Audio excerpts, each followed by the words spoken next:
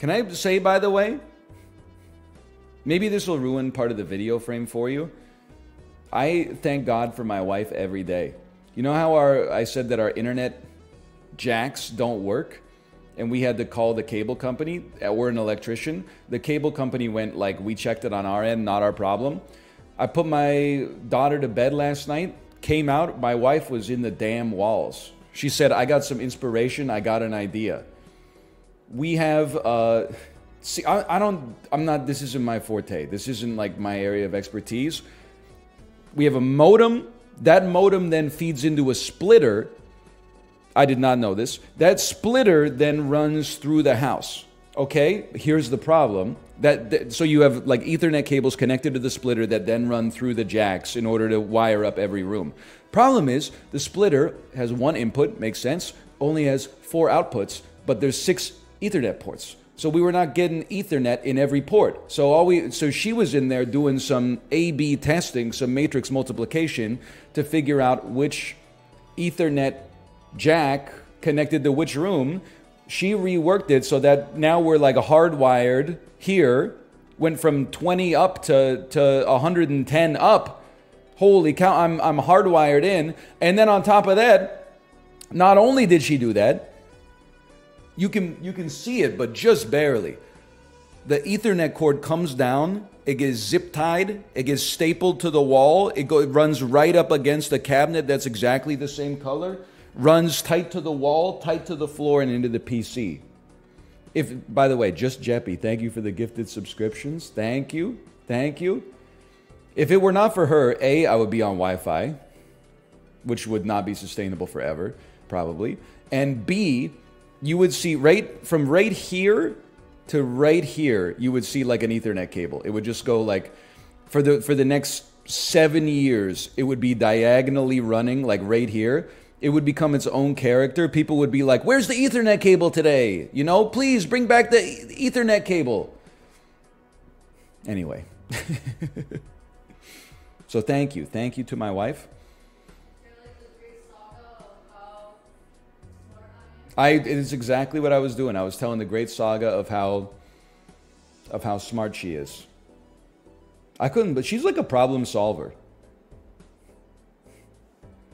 I'm deliberately saying I want to lampshade this. I am not a good problem solver, which must be frustrating for her. But I am an amazing problem ignorer, which I don't think is good. But I really think like I could live in essentially squalor. It's nice to not live in squalor, but like when I was single, especially when I lived in Korea, like the drain, okay, so like for this to make sense, keep in mind this is like 12 years ago or something, okay?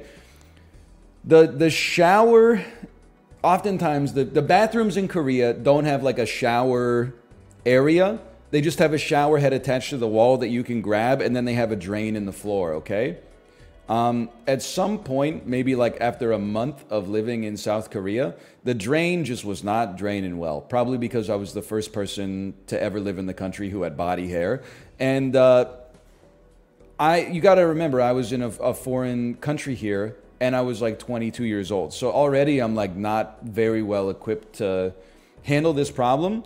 I did not unclog that drain chemically or physically for, I don't know, like 4 months. So what would happen?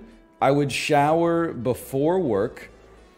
It would fill up in the bathroom. Like there was a little lip. It would fill up like an inch of water in the bathroom. Then I would go to work. And by the time I came home, it had drained completely.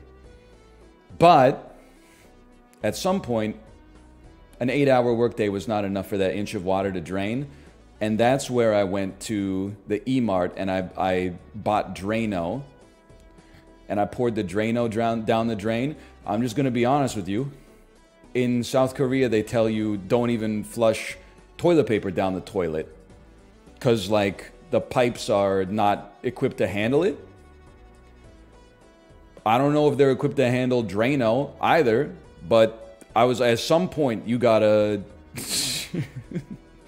You got to deal. Something had to give. That's all I'm saying. Okay, so I poured it down there. I heard that, and then it drained. It drained fine. And I don't know, maybe like 2 years later, all the piping in the apartment building had to be replaced. I don't know. I wasn't there at that point. It's nice to, I'm not just saying it's nice to be married to a problem solver because she solves my problems, although that is nice. But it's also because it makes me feel shame for being a problem ignorer. So I'm slowly becoming more of a problem solver because I want to maintain the respect of my wife.